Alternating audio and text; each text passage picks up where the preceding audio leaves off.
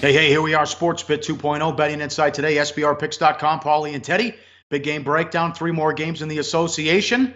You can't handicap human emotion. We'll go over that Spurs game coming up in the play of the day. We'll turn on the shot clock as well, involving the Spurs. And this weirdest story of the season, maybe in a decade, with Kawhi Leonard.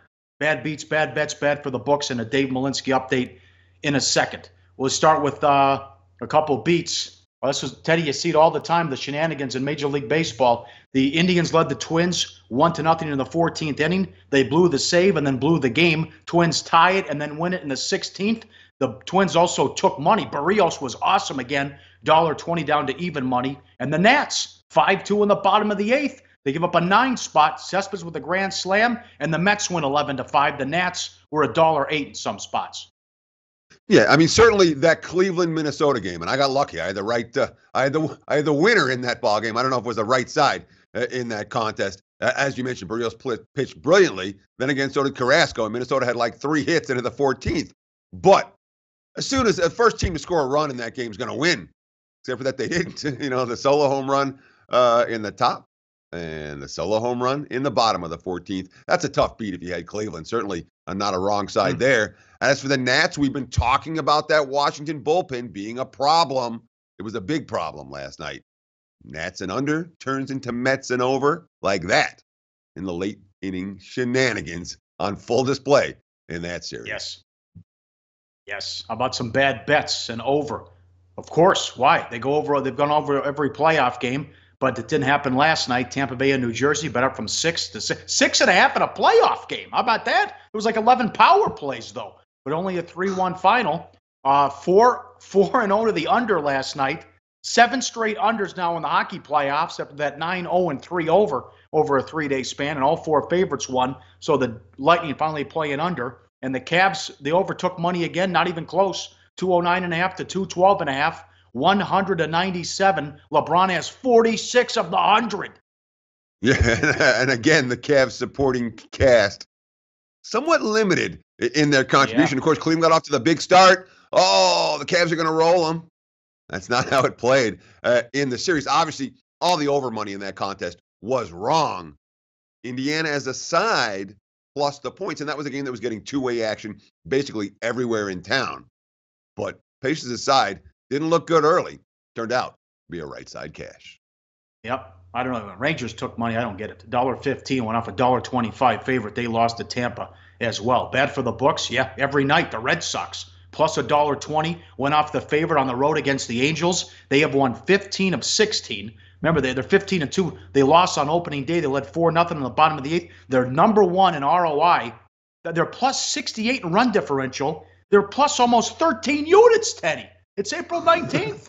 April 18th. Whatever. April 19th. So we talk about the concept in MLB. Ride streaks. Jump on streaks early and ride them. You know, Boston's an example. How you make a lot of money on one team in a relatively short amount of time. Red Sox backers very pleased. And, of course, Boston took a ton of money again last night. Porcello, the former Cy Young winner, now 4-0 for the Red Sox. Yep. Also, Astros took money 165 up to 180, and they win 7-1.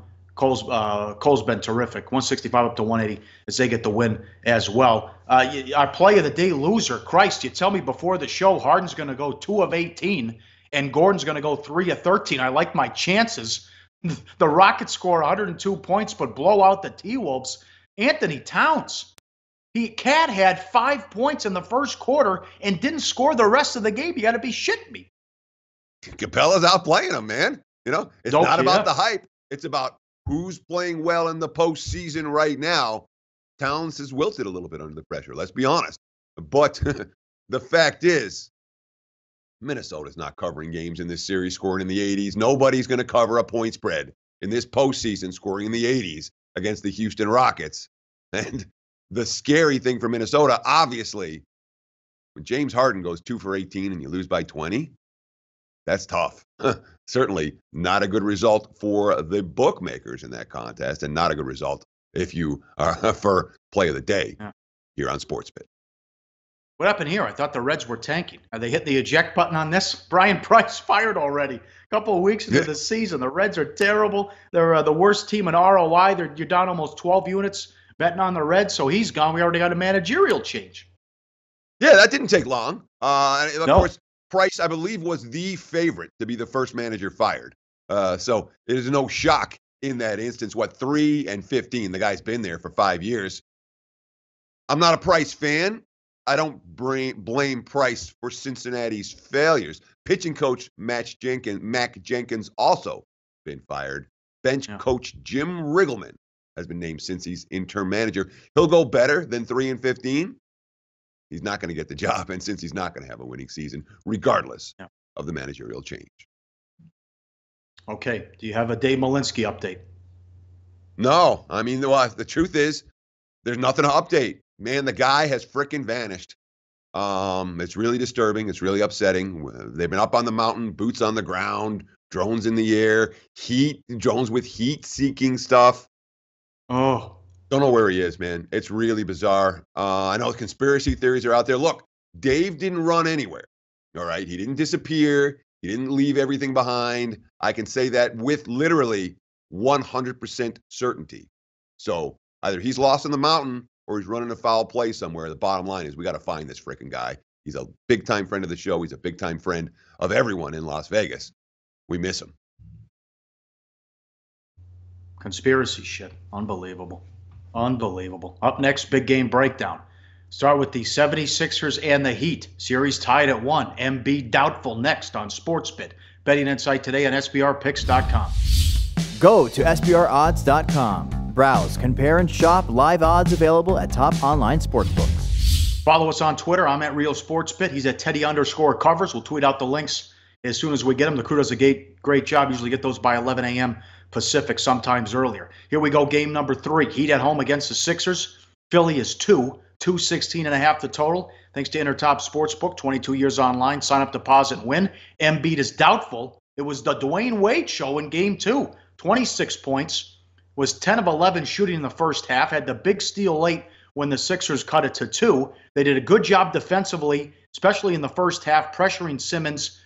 They put Justice Winslow on him, did a good job. James Johnson went 7 of 7 from the floor, and Dragic played well. Blew the big lead. It got tight in the second half, but they made the plays down the stretch as Miami won 113-103. There's some value here on Miami, and these teams split during the regular season as Miami won both games at home.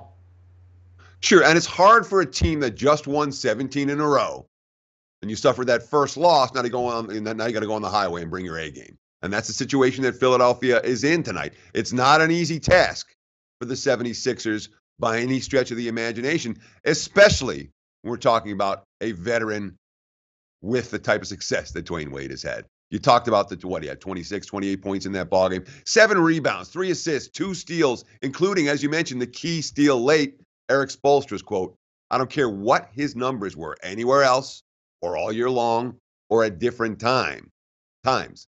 He's made for these moments." Dwayne Wade is made for these moments. Miami, in a lot of ways, is a team that doesn't have the marquee name, doesn't have they don't have the LeBrons, they don't have the Embiids, they don't have the guys that have attracted a really wide following, with the exception of the veteran Dwayne Wade. Wade obviously came through in a big way in game 2, but for Miami to win again tonight, he's got to bring it for game 3 every bit as much.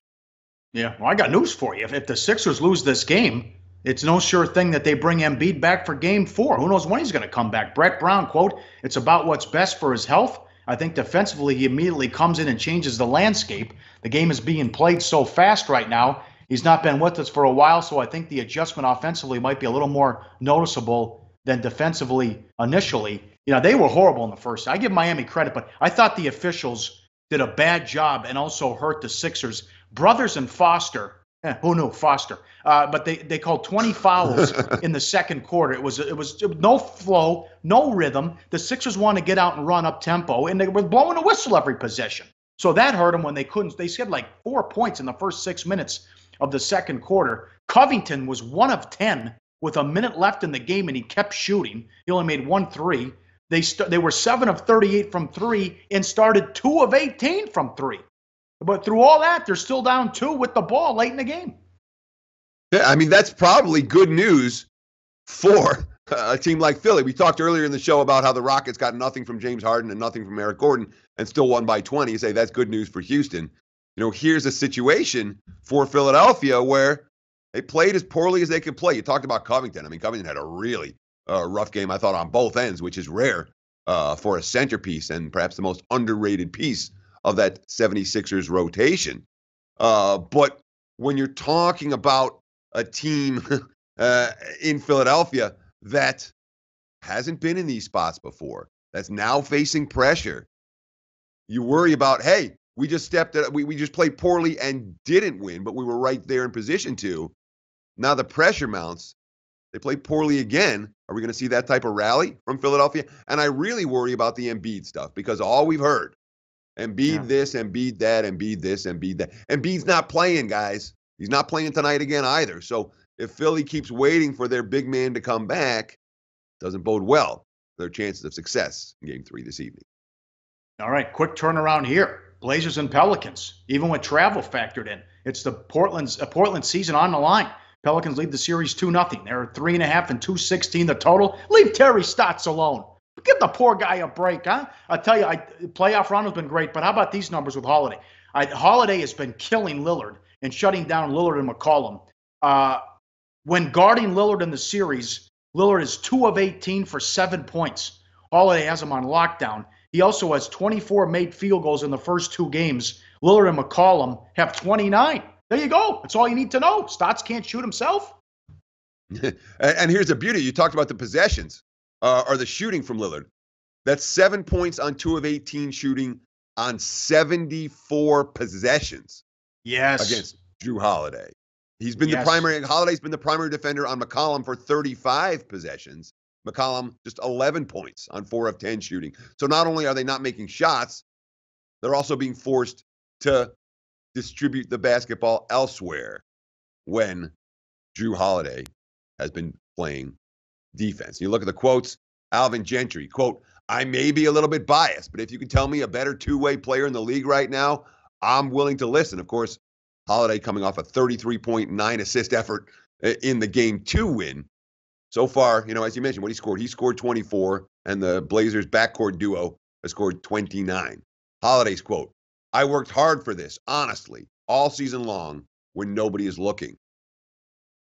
Just to be able to go out there and play again is a blessing. I've been battling injuries to be out there and play, and that is what I trained for. I feel like I'm in a really good place right now. Remember, this guy had he was an all-star in Philly.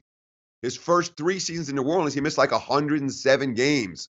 This year, played in 81 regular season games. And right now, he looks like an all-star, go along with playoff Rondo, which makes it a little bit difficult to get to the window on the Portland side of the equation. Yeah, well, and it gets worse. Now, number one, NBA history in a best of 7, when the team goes up 2-0, they win the series 93% of the time. How about that?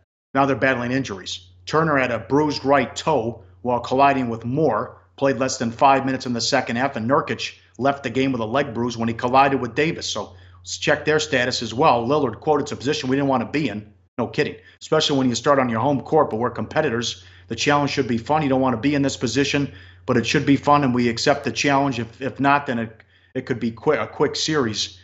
He's right, but we'll see what they're made of here, Teddy. But I'm surprised the total's so high because the first 2 games have gone under.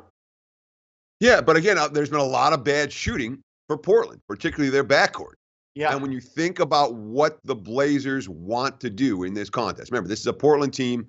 They kind of tanked down the stretch over the last week and a half, 2 weeks. They had that rough road trip.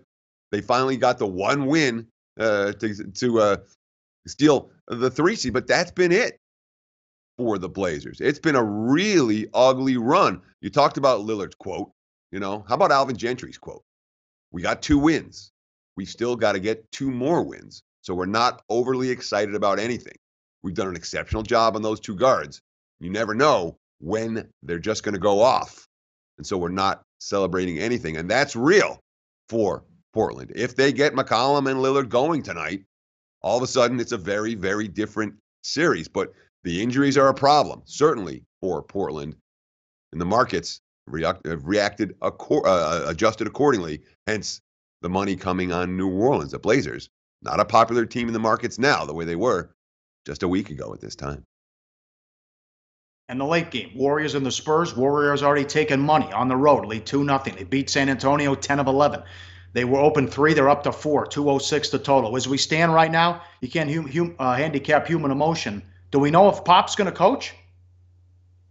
We don't know officially that Pop's going to coach. What I heard is that the assistant, Ettore Messina, is likely to step into the head coaching role for Pop tonight. Obviously, his wife, Erin, she died last night, and they've been married, since the 1970s. It's one of these romantic love stories that everybody in the NBA seems to know about. It's a big deal for San Antonio. Don't underestimate, and look at even the Warriors. That's the interesting part about it. The Warriors give a shit about this guy. Kevin Durant, quote, "The whole NBA family is supporting him. Got his back through it all. Feels so bad for Pop."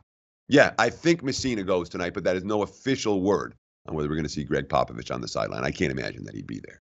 Yeah, and I'm sure you're going to get a big effort, though. Number one, the season's on the line. Number two, this has been a great angle.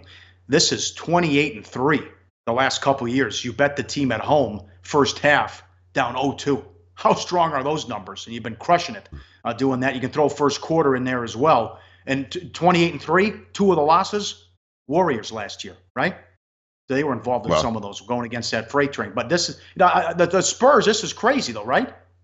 Awful on the road, good at home, and they've been great at home lately. Straight up in ATS. Yeah, good at home. Yeah, great. 33-8 straight up on this floor this season.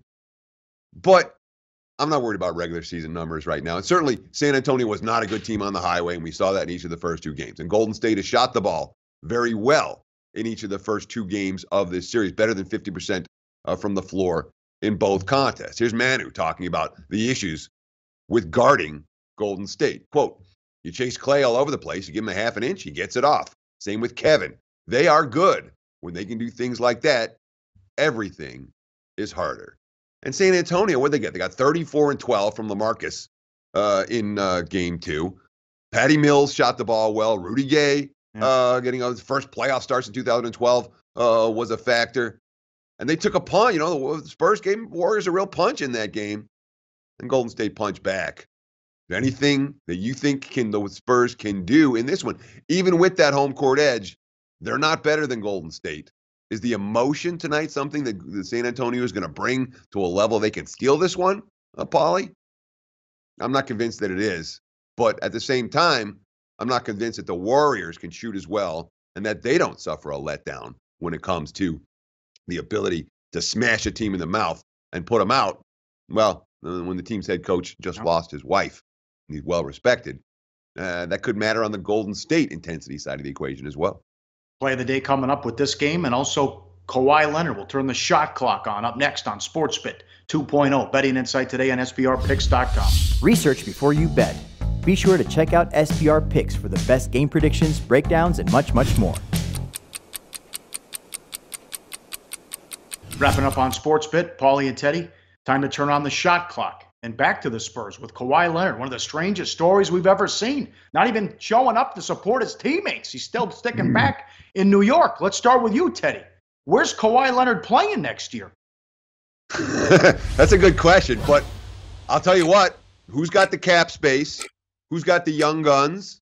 And where's he a decent fit? I like Kawhi Leonard in a Laker uniform next year. I think that's a perfect fit for his skill set. I think LA has the assets that San Antonio might be interested in a trade deal. And, Kawhi's built for the spotlight. Southern California, I like Kawhi wearing the purple and gold. Yeah, I'll take the easy way out. He won't be with the Spurs. It is an unmitigated disaster if Kawhi leaves San Antonio and they get nothing in return. I don't want to hear that he has a year left on his contract, because they're going to go to him when the season's over and offer him the max. If he says no, you have to trade him, and I think he will. So I think there's people in his ear talking about, you're too good of a player, you should be more popular. I think he's listening to him, and plus I think this is backfired with this tough love saying Parker, Pop, Ginobili, they've all called him out in the media multiple times. I think he's gone, they'll trade him. in the offseason. Money time, play of the day. Back to the Spurs. We like them tonight. Why not? It's a 28-3 angle. First half. Spurs first half plus a half. Teams down 0-2 at home. First half, 28-3 the last couple of years. That first quarter, first half has been the nuts. So we'll go against them. It wouldn't be surprised if then they get run out in the second half just because Golden State's a much better team. But big emotion tonight. Win one for Pop. We'll take the Spurs plus the half in the first half of this game in Game 3.